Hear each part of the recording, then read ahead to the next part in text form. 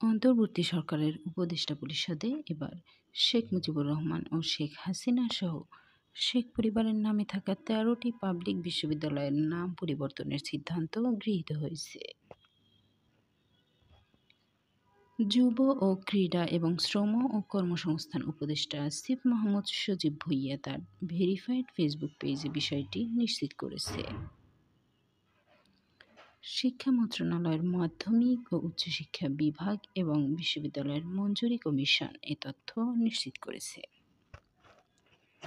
দেশের ৫৫টি সরকারি বিশ্ববিদ্যালয়ের মধ্যে ১৩টির নামই পতিত আওয়ামী সরকারের প্রধানমন্ত্রী শেখ হাসিনা ও তার পরিবার সদস্যদের নামে। এর মধ্যে শেখ হাসিনার নিজের নামে ২টি, শেখ মুজিবুর রহমানের নামে ৯টি এবং শেখ ফজলুন্নেসা মুজিবের নামে ছিল ২টি বিশ্ববিদ্যালয়। বিশ্ববিদ্যালয়গুলো থেকে শেখ পরিবারের নাম পরিবর্তনের জন্য বিভিন্ন মহল থেকে দাবি উঠেছিল। নাম পরিবর্তন হওয়া বিশ্ববিদ্যালয়গুলো যেসব জেলায় অবস্থিত সেসব জেলার নামে নামকরণ করা হয়েছে।